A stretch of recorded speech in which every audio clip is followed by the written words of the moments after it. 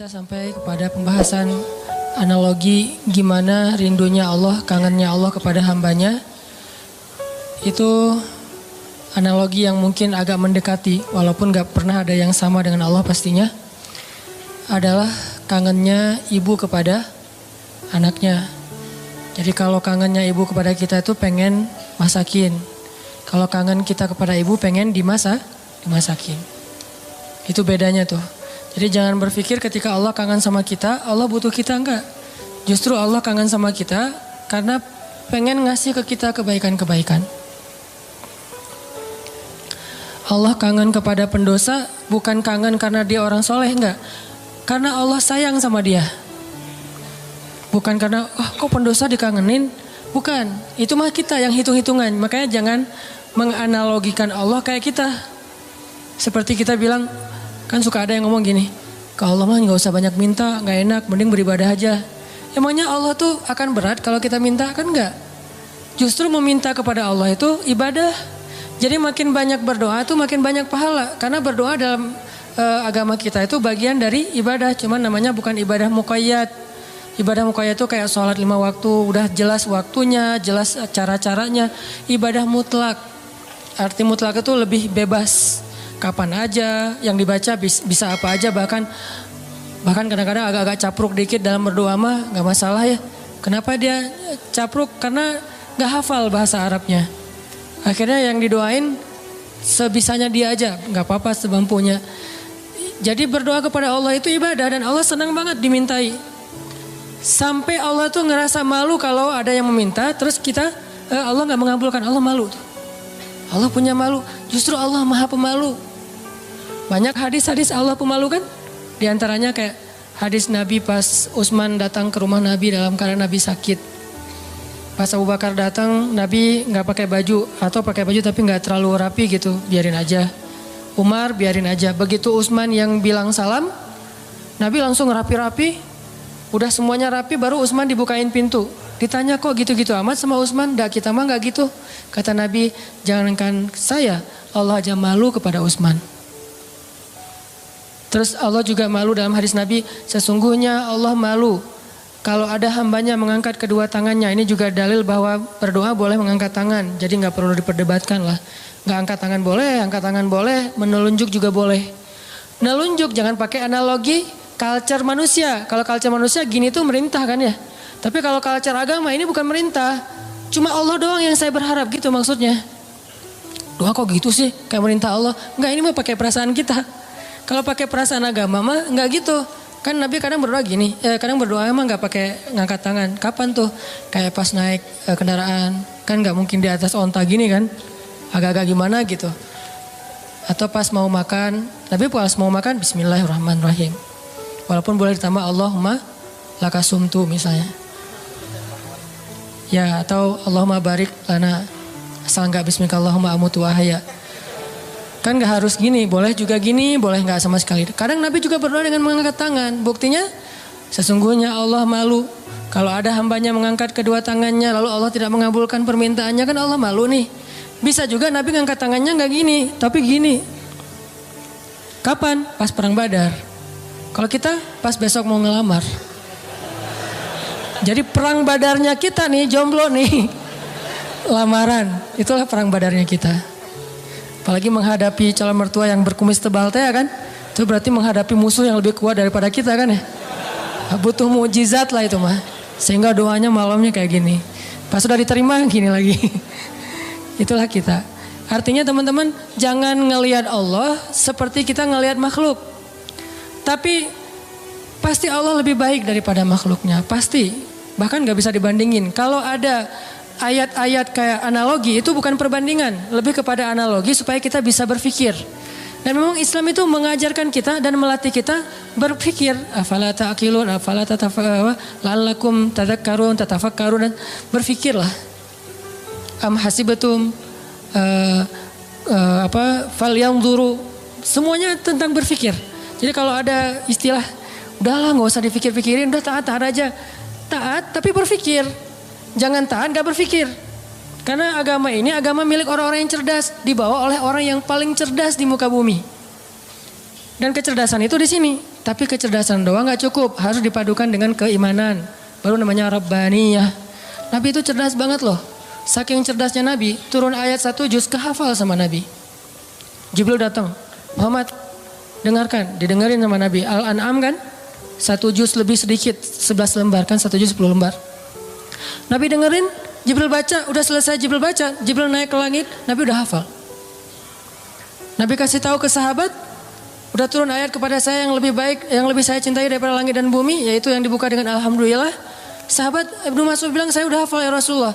Ini lagi sifat tawadunya Rasul. Rasul gak bilang, emang lo doang, gue juga gitu. Enggak, saking tawadunya Rasul. Rasul malah kayak seolah-olah beliau gak bisa gitu, saking menghargainya. Ini namanya ra'fah. Kalau kita kan suka ngeremehin orang. Kalau Nabi gak ngeremehin orang, walaupun beliau pasti di atas rata-rata. Oh gitu Abdullah, coba-coba gitu. Kayak beliau tuh gak bisa kayak gitu. Abdullah pede kan? Wah bisa. Tapi Abdullah tahu lah, Nabi pasti hafal. Karena Nabi gak bisa baca. Kalau Abdullah mengulang hafalan itu dari Nabi mendengar, gimana kalau Nabi nggak hafal? Kan Nabi membacakan dulu di antara para sahabat. Nggak ada satu huruf pun yang salah yang dibacakan Nabi. Padahal cuma sekali dengar nih. Berarti Nabi itu orang cerdas. Hafalannya kuat. Dan lagi-lagi jangan ngelihat kecerdasan hanya dengan bisa baca tulis. Karena kalau kita pengen baca sejarah, bacalah dengan analogi, dengan persepsi sejarah. Jangan baca sejarah dengan persepsi kekinian, itu keliru. Saya nggak bilang salah ya, keliru. Karena salah dan keliru itu beda. Kalau salah dalam bahasa fikih namanya batil. Benar, hak. Kalau keliru, khata, benar, sawab. Itu keliru kalau kita membaca sejarah tapi pakai persepsi kekinian. Contoh, katanya pintar tapi kok gak bisa baca tulis? Karena di zaman sekarang pintar itu dilihat dari kemampuan membaca dan menulis. Di zaman dulu, culture-nya belajar itu gak lewat baca tulis. Di zaman Nabi dulu belajarnya lewat menghafal. Jadi orang yang pintar di zaman itu adalah yang bagus hafalannya. Orang yang pintar di zaman sekarang adalah yang paling pintar nulis dan membacanya. Bahkan zaman now mah udah gak baca tulis. Udah lebih ke aplikasi. Udah lebih ke otak atik. Bahkan kadang-kadang gak aplikasi, googling aja. Saking simpelnya. Jadi orang yang mungkin sekarang dianggap agak kekinian, gak pintar lagi istilahnya kekinian. Kalau dia dengar ceramah udah pakai misalnya streaming, atau kalau dia lihat langsung dia pakai recording. Kalau dulu nggak pakai recording aplikasi, recordingnya di sini. Sehingga culture model belajar di zaman Nabi dengan zaman sekarang berbeda. Sehingga kita nggak boleh menjudge sejarah dengan persepsi kekinian, itu nggak boleh.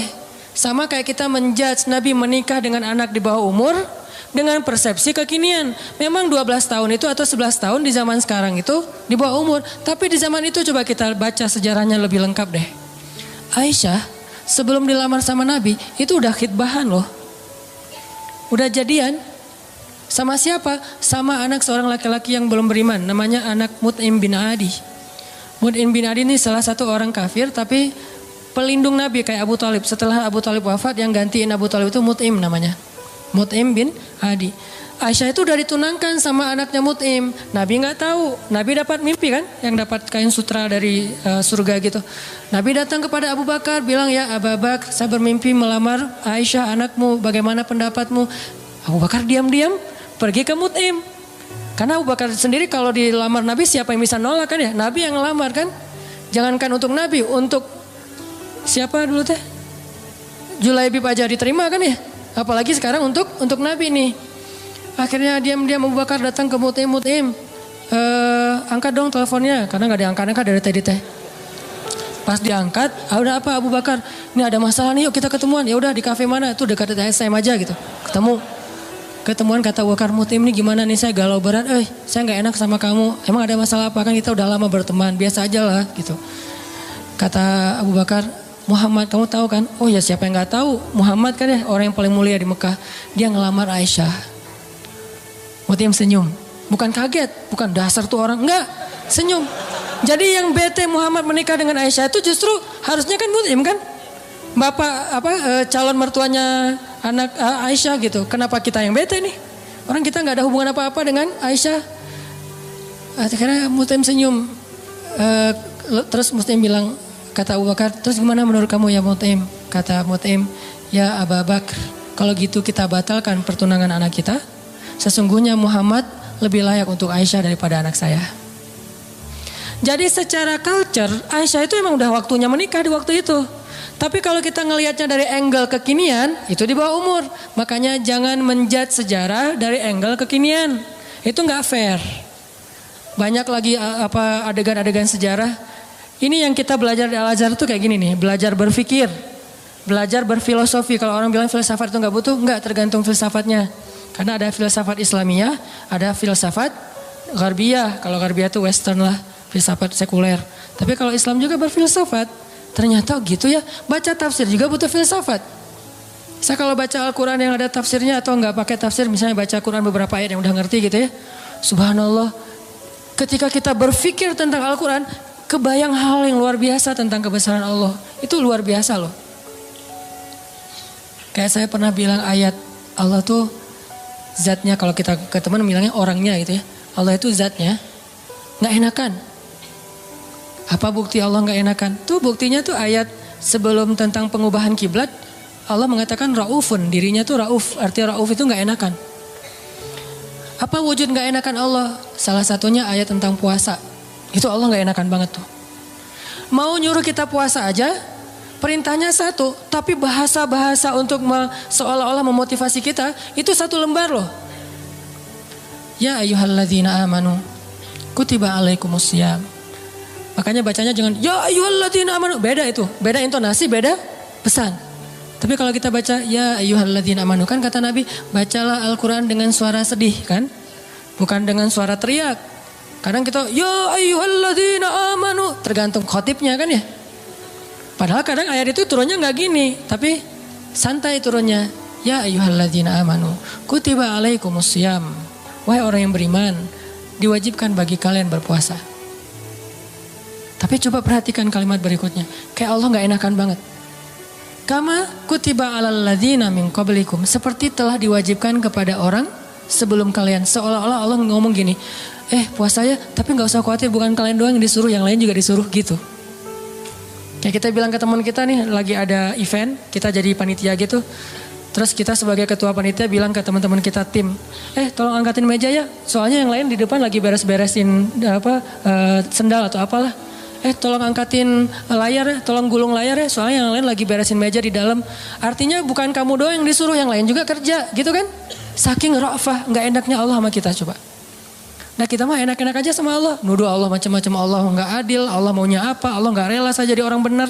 Allah aja ke kita yang Allah maha sempurna, nggak enakan coba.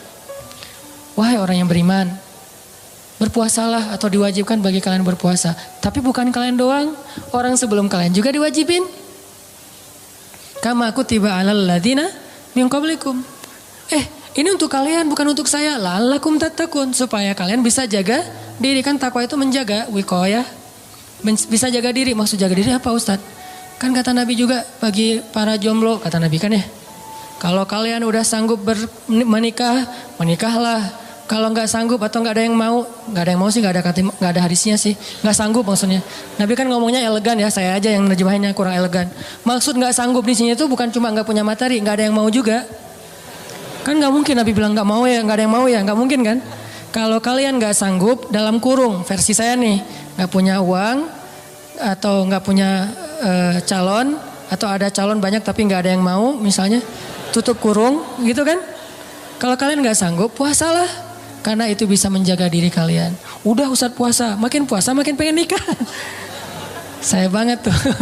Dulu, alhamdulillah udah enggak lah. Cukup ya. Oke, lanjut. Supaya kalian bisa jaga diri. La'allakum tattaqun. Karena takwa itu menjaga diri. Bisa menjaga diri dari hawa nafsu, bisa jaga diri dari api neraka. Banyak makna jaga diri di sini. Udah selesai belum? Allah masih ngomong gini, ayyamam ma'dudat, gak usah khawatir, gak lama kok, cuma beberapa hari. Kenapa Allah gak bilang aja 29 hari atau 30 hari? Kenapa bilang beberapa hari? Kenapa Allah gak bilang 1 bulan? Kan puasa 1 bulan kan? Kenapa gak bilang syahran wahidan?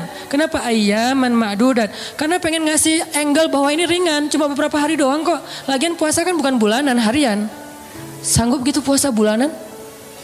Sahurnya tanggal 1, buka puasa tanggal 29 gitu. Gak sanggup, makanya Allah bilang ayam, beberapa hari. Ini yang saya belajar di Al-Azhar. Jadi saya merasa bersyukur, bukan ngelebih-lebihin ya. Pasti kampus-kampus yang lain juga keren-keren. Cuma karena saya nggak ngerasain, saya taunya Al-Azhar. Di Al-Azhar itu kita belajar detail banget. Kenapa saya bilang ada S2, S3 cuma satu huruf Al-Quran jadi dapat tesis, disertasi. Karena yang dipelajari itu detail. Ngapain gitu-gitu amat sih, udah tahan aja. Enggak, kalau yang mau taat aja nggak usah berpikir. Tapi berpikir supaya kita bisa menjadikan agama ini sebagai rahmat, sebagai solusi buat kehidupan kita. Ini bedanya belajar Al-Azhar dengan di beberapa tempat ya. Kalau di beberapa tempat belajar fikih itu lebih kepada produknya. Produk fikih, halal, haram, boleh nggak boleh, itu kan produk fikih kan. Kalau di Al-Azhar bukan belajar produk, belajar cara memproduksi. Mesinnya dipelajari. Sehingga ketika ada masalah baru, mesin ini tinggal diulik dikit, produksi yang baru. Kayak tadi misalnya bikin apa gitu, ternyata udah berubah zamannya. Udah seleranya udah nggak kayak gitu lagi, akhirnya digantilah, bikin lagi yang baru. Tetap mesinnya sama, cuman dia bisa beradaptasi dengan kebutuhan pasar. Itu bedanya di Al-Azhar. Kita belajar mesin fikih. Bagaimana memproduksi fatwa kalau di bidang fikih. Kalau di tafsir, bagaimana mengambil ayat terus jadi kesimpulan berfikir. Jadi berfikir dengan Al-Quran, bukan berfikir dengan menurut saya, enggak. Pola fikir kita tuh dibangun di Al-Azhar. Sehingga pas kita dengerin dosen ngomong, bener-bener tuh calangapan bener tuh. Karena ilmu dosen-dosen di sana tuh luar biasa. Kalau ngomong tuh kayak seolah-olah dia udah kuasai seluruh Al-Quran. Jadi Al-Quran itu diambil tuh sepotong-sepotong dikumpulin jadilah satu menu makanan. Tuh gitu di Al-Azhar teh. Intinya yang saya pengen sampaikan kepada teman-teman, jangan ngelihat Allah kayak ngelihat makhluk. Karena nanti jadi salah paham. Jangan banyak minta lah, gak enak sama Allah. Justru Allah itu gak enak kalau gak diminta. Allah senang banget kalau kita minta. Dan Nabi yang paling banyak meminta ke Allah namanya Ibrahim. Sehingga disebut Inna Ibrahim la'awwahun halim. Apa arti awwah? Bukan awwah ya. Awwah artinya da'a, suka berdoa. Dan di Al-Quran itu Nabi yang paling banyak kalimat doanya kan Ibrahim kan. Dikit-dikit ya Rabbi, ya Ilahi, ya Allah. Selain Musa, awwahun da'a, suka berdoa. Gitu juga tadi dalam kasus surga neraka. Ada orang bilang, saya emang gak takut sama neraka. Setan aja, iblis takut sama neraka. Kita lebih garang daripada iblis? Enggak. Iblis itu udah paling, kalau dibilang bejat, paling bejat mah iblis. Udah gak ada lagi lebih bejat daripada iblis. Nah gua mah lebih bejat dari iblis, gak ada. Iblis itu paling bejat tuh udah. Jadi kalau ada manusia gimana pun dia bejat masih kalah sama iblis. Yang paling soleh itu adalah Muhammad SAW. Walaupun yang paling suci adalah malaikat. Tapi yang paling soleh, beda suci sama soleh ya. Karena orang soleh bisa aja ada kesalahan. Nih berpikir nih. Orang soleh tetap ada kesalahan. Kalau suci gak ada kesalahan. Dan gak ada manusia yang suci. Yang ada manusia yang soleh. Nabi bukan suci, maksum, terjaga. Kesalahan tetap ada, tapi bukan dosa. Karena Nabi tidak berbuat dosa, karena maksum. Tapi kesalahan, beliau bermasa muka, beliau salah memutuskan tentang perkara tawanan perang dalam perang surat Al-Anfal. Beliau salah misalnya keliru dalam masalah sikap kepada orang-orang yang belajar kepada beliau. Terus didatangin orang-orang kafir Quraisy yang belajar suruh mojok dulu, ditegur sama Allah. Ayat teguran ke Nabi itu banyak loh. Termasuk beliau karena pengen nyenengin istri-istrinya lagi cemburu. Nabi bilang ya udah deh, saya gak akan minum madu lagi. Kan baru pulang nih dari rumah salah satu istrinya. Ketemu istri yang Aisyah. Aisyah nanya, dari mana aja sih kok lama banget datangnya? Itu dari rumah Sofia. Ngapain sih di sana terus? Kan dia tuh maksudnya pendek gitu. Udahlah, makan apa sih? Dikasih apa sih sana? Emang makanannya enak banget ya? Enggak, cuma minum madu doang. Wah, enggak enak, pasti madunya enggak bener nih. Mulutnya enggak enak tuh. Akhirnya Nabi bilang, ya udah mulai sekarang saya enggak akan minum madu lagi. Demi menyenangkan Aisyah. Turun ayat. Wahai Nabi, kenapa kamu mengharamkan apa yang Allah halalkan demi menyenangkan istrimu? At-Tahrim. Yang paling soleh di muka bumi dan di dunia akhirat dan langit bumi nih, Nabi Muhammad. Tapi yang paling suci, malaikat. Di sini ketahuan, oh ternyata orang soleh juga bisa ngelakuin kesalahan. Kalau Nabi kesalahan, kekeliruan, kalau kita kesalahan. Tapi dia langsung recovery, balik. Gak ada yang suci. Fala tuzakku anfusakum. Jangan kalian menganggap diri kalian suci. Tapi yang paling bejat adalah iblis. Kemudian setan. Setan ini minal jinnati wan nas, ada jin ada manusia. Sehingga kita kalau bilang saya nggak takut neraka agak-agak klise menurut saya. Berarti sia-sia dong Allah ciptain neraka, ternyata manusia nggak takut. Jadi kayak Allah udah banyak fattakun nar, itu perintah loh. Fattakun fa'illam taf'alu wa la taf'alu fattakun nar. Apa arti kata fattakun nar? Takutlah kalian kepada neraka. Nar bahasa Arab, naruka nerakamu. Jadi bahasa Indonesia neraka. Bahasa Arab yang diserap menjadi bahasa Indonesia. Fattakun nar allati u'iddat lil kafirin. Yang disiapkan untuk orang yang kufur. Jadi kalau nggak takut neraka, Allah udah nakut-nakutin di Al-Quran. Seolah-olah kita bilang, nggak takut, gitu kan ya? Gimana tuh sama Allah? Kan agak-agak aneh nih. Nggak takut. Dunia aja kita takut dengan hal-hal yang mengerikan. Gak usah yang benar ya, yang cuma halusinasi aja takut. Setan, hantu, gundurwo, yang gitu-gitulah. Gitu aja bisa bikin kita takut, padahal itu nggak nyata. Nyata nggak sih? Saya belum pernah lihat, alhamdulillah ya. Gak tahu kalau ngelihat Ustadz juga kan manusia. Artinya yang gak nyata-nyata amat aja kita takut. Giliran yang nyata Allah sendiri suruh kita takut malah gak takut. Kan agak klise nih. Pasti pola pikirnya gak menyeluruh nih. Belum lengkap. Belum utuh. Surga. Biasa aja gak pengen surga. Seolah-olah kita ngeremehin surga itu gak berharga. Surga itu kata Nabi adalah ala sil'atallahi ghaliyah. Ala sil'atallahi lil jannah. Harta Allah yang paling berharga itu adalah surga. Bukan dunia. Dunia aja kita pengen, masa surga enggak? Padahal kata Allah, dunia ini enggak ada apa-apa dibandingkan surga. Klise lagi kan? Kita pengen surga dan Allah senang kita pengen surga. Kita takut neraka dan Allah senang kita takut neraka. Karena semua itu bagian dari yakin kita kepada Allah. Cuman, jangan hanya di lisan, harus di hati. Kita, kenapa kamu sholat 5 waktu? Kalau saya enggak sholat ntar diazab kubur. Enggak apa-apa. Kenapa kamu sedekah? Karena pengen dapat pahala banyak. Gak apa-apa. Wah kalian mah gak ada yang tulus. Dan saya mah kalau sholat, sedekah segala macam. Bukan karena surga neraka. Saya sholat dan segala macam karena cinta sama Allah. Gak ada tolak belakangnya antara satu dengan yang lain. Cinta bagian dari iman. Takut bagian dari iman. Berharap bagian dari iman. Kan iman itu ada 60-an cabang. Termasuk malu. Bagian dari iman. Sehingga gak perlu dibentur-benturin. Ambil yang sebagian, buang yang lain. Gak. Terus gimana nih? Orang beriman juga berderajat. Lahum darajatun. Ada yang imannya baru malu doang nih. Ada yang imannya udah malu plus takut. Ada yang imannya udah malu plus takut plus berharap. Ada yang iman malu, takut, berharap, cinta. Terus nambah-nambah. Karena darajatun. Manusia itu berderajat-derajat di antara orang yang beriman. Setelah Allah bilang ulaika humul mu'minuna haqqa, Allah bilang lahum darajatun. Mereka bertingkat-tingkat. Jadi teman-teman, coba kita bayangin bahwa Allah itu emang kangen sama kita. Allah tersenyum kepada hambanya. Dulu ada beberapa orang yang mungkin karena salah paham maksud saya. Pernah dalam tanda petik tahzir lah ya.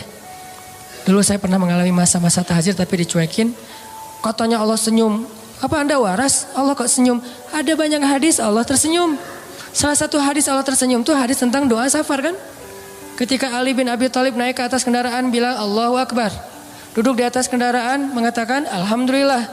Ketika mau udah jalan baca Subhanalladzi sakhkhara lana hadza. Kemudian di akhirnya Rabbi zalamtu nafsi zulman katsira fa innahu la yaghfirudz dzunuba illa anta faghfirli. Fama yaghfirudz dzunuba faghfirli maghfiratan min indika warhamni. Lalu setelah baca itu Ali tersenyum. Orang yang bawa onta atau kudanya Ali ngelihat, "Ya Ali, kenapa Anda tersenyum?" Kata Ali, "Karena saya melihat Rasulullah juga tersenyum dulu setelah membaca doa ini." Lalu saya tanya ke Rasul, "Kenapa Nabi tersenyum?" Kata Nabi mengatakan, "Karena setelah membaca doa ini Allah tersenyum." Kapan Allah tersenyum? Ketika kita beristighfar. Jadi kalau kita beristighfar teman-teman, Allah senyum. Cuman gimana senyumnya Allah? Laisa kamitslihi syai'. Allah gak sama dengan makhluk. Cuman kita yakin Allah tersenyum. Gimana bentuk senyumnya gak usah dibayang-bayangin. Allah senyumnya gini gak ya? Enggak usah dibayang-bayangin. Allah senyumnya gini atau yang flat tapi banyak kelihatan gigi gitu kan, kayak emoticon gitu. Enggak lah, gak usah dibayangin. Pokoknya senyum weh. Allah senyum artinya Allah senang. Termasuk kayak ada hambanya yang bertobat, Allah itu bahagia. Saking bahagianya lebih daripada orang yang ketika dapatin onta yang hilang, terus dia bilang, Allah anta abdi wa ana rabbuk. Ya Allah, engkaulah hambaku dan aku Tuhanmu. Ngomongnya salah saking bahagia. Allah lebih bahagia dari orang itu terhadap orang yang bertobat. Berarti kan Allah emosional ya. Allah itu emosional. Bahagia, marah, senang, cinta, tersenyum, emosional. Cuman emosi Allah itu maha sempurna, gak seperti makhluk.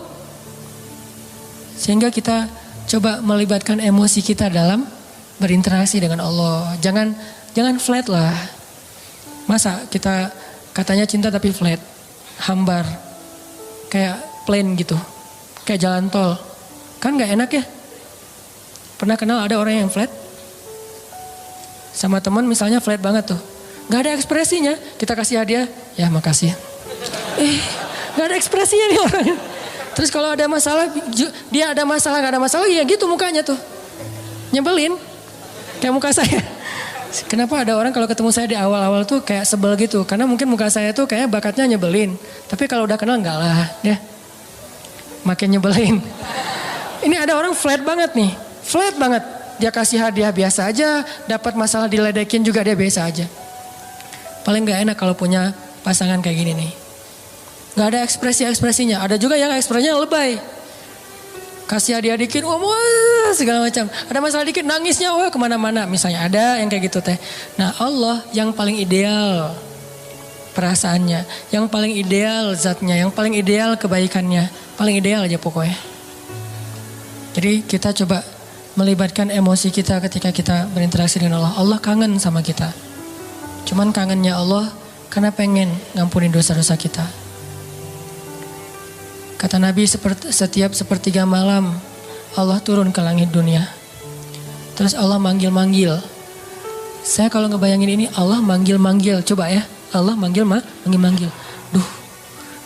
Jangan kasihan karena Allah gak akan hina kayak gitu. Cuman gak enak. Allah manggil-manggil. Saya kok sombong banget ya gak menyambut panggilan Allah gitu. Walaupun gak wajib kita datang. Udah gitu. Bayangin ya. Allah manggil-manggil tapi gak wajib didatengin. Allah manggil-manggil, Allah telepon, gak wajib diangkat. Kan Allah baik banget kan? Harusnya kan Allah kalau Allah manggil harus datang ya. Kayak sholat 5 waktu misalnya Allah panggil, boleh kita misalnya gak datang segera. Walaupun gak baik, yang paling baik itu datangnya segera di tempat panggilan itu dikumandangkan. Tapi kalau gak datang segera juga gak sampai dosa. Cuman kehilangan banyak kebaikan lah. Walaupun sebagian mazhab mengatakan dosa. Tapi saya cenderung kepada mazhab yang mengatakan bukan dosa. Sunnah muakkadah. Tapi kalau keseringan gak datang, diragukan keimanannya. Agak-agak mirip munafik nih. Kalau sering gak datang. Allah tuh toleran banget. Hayya 'alas shalah. Kita lagi sibuk kerjaan nih, gak datang. Allah gak marah sama kita. Gak sholat aja, sebetulnya Allah marah, cuman sabar. Allah selain Jabbar, Qahar, tapi juga sabur. Ya. Kan ideal banget nih. Kalau Allah marah bisa, gak ada yang bisa ngehalangin. Tapi Allah sabar. Kalau kita sabar karena gak bisa marah. Seringnya kan kita sabar tuh karena gak bisa marah. Begitu bisa marah gak ada sabarnya. Kalau Allah sabar padahal bisa marah. Selain Jabbar, Qahar, apalagi sifat-sifat yang keras nih.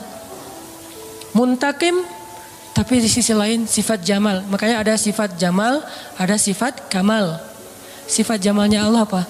Karim, Rahim, Sabur, Ghafur, gitu-gitu kan? Ini artinya teman-teman, bayangin ya, Allah manggil-manggil kita sepertiga malam. Ngapain sih Allah sepertiga malam repot amat sih datengin kita? Tapi kita gak wajib datang. Tapi kalau kita datang, Allah sayang banget sama kita. Cuman dari kitanya nih, bukan angle Allah. Kalau angle Allah kita gak wajib datang. Tapi angle kita, enak gak sih kalau gak datang? Enak gak sih Allah udah manggil-manggil tiap malam terus kita gak bangkit? Kalau kita bangunnya telat, pas azan subuh baru bangun, ngerasa gak sih? Aduh Allah maaf ya, bangunnya telat. Gitu gak sih ke Allah? Karena kita kalau ke makhluk gitu banget loh. Di telepon ternyata miss call 10 kali gak diangkat. Langsung maaf ya, emoticon, segala macem. Minta maaf tuh rasa tangan diginiin tuh banyak sampai 10 juga. Kok kita ke makhluk gitu, ke Allah enggak? Padahal Makhluk itu nggak terlalu berjasa sama kita. Dan Allah mah berjasa dari sejak kita dalam kandungan ibu kita. Bahkan sebelum kita diciptakan. Tapi kita nggak pas bangkit dari tidur. Duh Allah maaf ya saya bangunnya telat. Astagfirullah gimana nih. Langsung wudhu datang ke masjid. Minta ampun kepada Allah. Padahal kita nggak wajib datang. Ini lebih ke ngomongin emosional. Saya nggak ngomongin hukum fikih. Kalau ngomongin hukum fikih agak-agak kaku sih. Makanya di atas hukum itu ada akhlak namanya. Di atas hukum ada akhlak. Orang kalau udah akhlaknya bagus, hukum ini jadi gak terlalu penting. Mudah ngamalin hukum tuh kalau akhlak moralnya udah kayak orang disiplin. Kan gak perlu timer lagi kan. Udah disiplin, gak perlu lagi ketat. Hukum itu dibikin ketat karena orangnya gak disiplin. Ketika orangnya udah disiplin, udah akhlaknya, moralitasnya, lifestyle-nya udah bagus, hukum gak terlalu ketat juga gak masalah. Yang saya pernah cerita tuh di Jepang, di baggage claim, baggage belt itu tempat ngambil bagasi, itu nggak ada yang jagain, nggak ada polisi, nggak ada petugas, cuma pakai garis doang. Garisnya juga kecil, nggak pakai pagar segala macam. Kadang-kadang kan udah pakai pagar juga didobrak kan ya. Ini garis, kenapa jadi ringan gitu? Karena orangnya udah bagus moralnya. Berarti di atas hukum ada moralitas, di atas fikih ada akhlak. Apa moral itu, akhlak itu di atas ilmu. Orang punya ilmu tapi nggak berakhlak agak kurang pas. Sehingga nih bedanya hukum fikih sama akhlak nih. Anjing hukum fikihnya apa? Anjing hukum fikihnya bukan haram, najis. Makan anjing hukum fikihnya haram. Anjingnya najis, beda ya makan anjing sama anjingnya. Anjing dalam fikih itu najis. Kena liurnya najis, memakannya haram. Tapi dalam moralitas, dalam akhlak, ngasih minum anjing yang kehausan masuk surga. Islam itu ideal teman-teman, gak usah khawatir lah. Gak usah takut dengan hukumnya, lupa dengan moralnya. Padahal moral Islam itu jauh lebih keren dan mempackaging hukumnya. Anjing itu najis, kita gak boleh kena liurnya. Walaupun boleh memelihara anjing untuk berburu, misalnya untuk penjaga, bukan untuk sekedar lucu-lucuan ya. Karena dulu mungkin gak ada anjing kayak apa yang lucu-lucu kayak sekarang kan ya. Di salon gitu kan ya. Biaya anjing aja. Kalau di New Zealand kata teman saya tuh kucing aja di sana tuh pakai sertifikat. Kalau ada orang pernah ada kasus dia pergi keluar kota lupa nggak laporan, kucingnya tinggal di dalam rumah dan nggak dikasih makan, itu kucing diambil alih oleh negara dan orangnya kena denda. Islam banget kan ya? Islami banget kan? Kan ada hadis Nabi yang bilang yang perempuan yang dilihat di dalam neraka gara-gara membiarin kucingnya meninggal gak dikasih makan, ditinggalin beberapa hari keluar kota. Gak tahu dia lagi traveling kemana gitu si cewek itu teh. Itu kan terjadi kan ya? Nah anjing najis, anjing haram. Tapi ngasih minum anjing yang kehausan itu masuk surga. Yang ngasih minumnya siapa? Bukan orang soleh. Kalau orang soleh, itu mah amal pelengkap. Bukan, orang yang baru bertobat dari dosa zina. Bukan pezina ya. Karena orang kadang-kadang suka jadi modus tuh. Tuh pezina aja masuk surga. Mana ada pezina masuk surga? Yang ada orang yang bertobat dari zina masuk surga. Orang yang bertobat dari membunuh masuk surga. Nggak ada pembunuh masuk surga. Nggak ada itu. Kalau gitu buat apa kita beramal soleh kalau semua juga masuk surga? Nggak ada keadilan tuh. Allah kok menciptakan neraka sih? Katanya pengasih penyayang. Kok ada neraka? Surga neraka adalah bentuk keadilan. Karena tanpa surga neraka tidak ada nilainya kebaikan. Ngapain kita harus jadi orang baik? Toh gak akan dibalas juga sama Allah. Ngapain kita takut berbuat dosa? Kan gak akan diazab juga sama Allah. Maka kemana larinya para pembunuh? Kemana larinya para begal? Kemana larinya orang-orang yang menzalimi orang lain? Terus di mana hak para korban? Kalau tidak ada surga neraka. Tapi kalau sudah diadili di dunia dengan cara-cara yang Allah ridhoi, selesai nggak ada urusan lagi dengan surga neraka. Misalnya pembunuh dikisos, maka dia masuk surga. Karena hukumnya sudah adil. Tapi kalau pembunuh dibiarin, ya ada nanti hukuman akhirat. Itulah keadilan. Supaya kita meninggalkan dosa dan berbuat baik. Ya kalau katanya Rahman Rahim tapi diciptain neraka. Ini agak-agak belum sempurna nih pola berpikirnya nih. Makanya Islam itu butuh pola pikir. Al-Quran itu melatih cara berpikir kita. Kalau udah terbiasa kayak gini nih, malam ini yang sesi kedua agak-agak saya beratin nih. Materi lebih kepada angle berpikir, persepsi. Supaya kita sebagai anak muda saya yakin ini karena jamaah anak muda sanggup.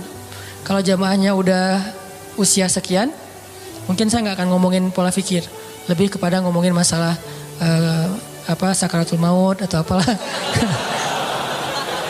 Walaupun kan kematian sama aja lah ya, semua orang juga rahasia. Tapi biasanya mah kan gitu kan ya. Kenapa di kampung sering ada tahlilan? Berarti di kampung lebih banyak orang meninggal. Karena di kampung yang tersisa orang-orang tua. Di kota kenapa jarang tahlilan? Karena masih muda-muda. Saya tinggalnya di kampung loh. Satu tinggal di kampung, satu tinggal di kota. Ya gitu aja, gak usah dijelasin. Kenapa saya milih kampung? Memang kita senang suasana di rumah saya kan belakang tuh ada kayak backyard gitu kan. Ada kayak kebun kecil. Terus kita kalau sholat duha, kalau ngomong tahajud kan riya duha aja lah yang semua orang juga bisa. Duha itu di kebun. Karena salah satu hobinya Abdullah bin suaminya Asma bin Abu Bakar siapa? Zubair. Abdullah bin Zubair itu hobinya sholat di bawah langit kalau duha. Akhirnya kita kalau duha sesekali itu sholatnya di kebun. Sengaja milih yang Cianjuang atas yang airnya masih mau mandi aja sayang nih air terlalu bening nih dipakai mandi gitu kan ya. Layak diminum. Di Cianjuang atas sama yang agak di perkotaan. Kalau di perkotaan biar mudah aktivitas. Kalau yang di atas biar tenang. Di atas hampir tiap bulan ada kasus orang meninggal. Kenapa? Di kampung. Saya nggak ngambil kompleks, sengaja ngambil kampung. Kalau di bawah jarang ada yang meninggal. Kenapa? Anak-anak muda. Walaupun tetap rahasia Allah.